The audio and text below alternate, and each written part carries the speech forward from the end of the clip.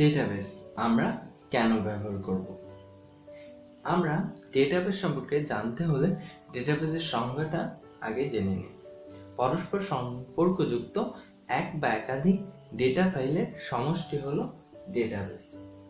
অর্থাৎ আমাদের যে ডেটাবেসটি হবে সেটা সম্পর্কযুক্ত হবে এবং এক বা একাধিক ডেটা ফাইলের সমষ্টি। অর্থ হচ্ছে যে আমরা যদি একটা ডেটাবেস তৈরি করি, সেখানে বিভিন্ন প্রকারের তথ্য থাকবে।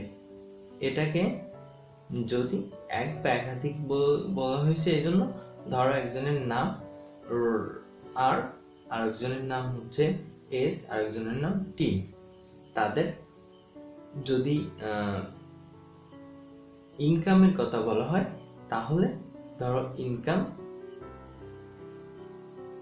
এখানে আর ইনকাম করে 2000 টাকা, এস ইনকাম করে 1500 টাকা এবং টি ইনকাম করে 1000 টাকা। এবার তাদের খরচটা যদি আমরা লিখি এক্সপেন্ডিচার, তো এখানে তাদের খরচ একজনের 1000, একজনের 500, আরেকজনের 700 টাকা। তো এটাকে আমরা একটি ডেটাবেস বলতে পারি। সুতরাং আমরা ডেটাবেস বলতে পারি যে একটি প্রতিষ্ঠানের সমগ্র ডেটা ওই প্রতিষ্ঠানের ডেটাবেসে কিন্তু সংরক্ষিত থাকে। আর ডেটাবেসের আওতায় অনেক ধরনের ফাইল থাকে। ডেটাবেসে বর্তমানে অনেকগুলো ডেটাবেসকে ডেটা ব্যাংকও বলা হয়। ডেটাবেস ব্যবহার করা হয় এজন্য যে বিভিন্ন প্রকার বৈজ্ঞানিক, ব্যাংকিং, টেলিকমিউনিকেশন এবং ব্যবস্থাপনা, উৎপাদন ব্যবস্থাপনা, এসব ক্ষেত্রে যে তথ্যগুলো থাকে এগুলোকে ডেটাবেসের মাধ্যমে সংরক্ষণ করা হয়। ডেটাবেস ব্যবহারের কিছু সুবিধা আছে।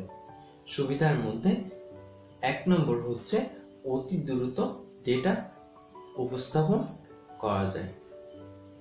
অর্থাৎ ডেটাবেস ব্যবহারের মাধ্যমে ডেটা উপস্থাপন করা অনেক সহজ হয়। 2 নম্বরে হচ্ছে ডেটাকে আপডেট করা যায়। অর্থাৎ যদি ভুল হয়ে যায় বা খুব দ্রুত আপডেট প্রক্রিয়াটি করা যায়। অল্প সময়ে ডেটার বিন্যাস ঘটানো যায়। আর দ্বিতীয়, ডেটার ডুপ্লিকেশন কমায়, অর্থাৎ ভুলভ্রান্তি খুব কমায় এবং সহজে, এর আরেকটি সুবিধা হচ্ছে সহজে রেকর্ড বের করে ফেলানো যায়। তবে ডেটাবেস ব্যবহারের কিছু অসুবিধাও থাকে। সেগুলো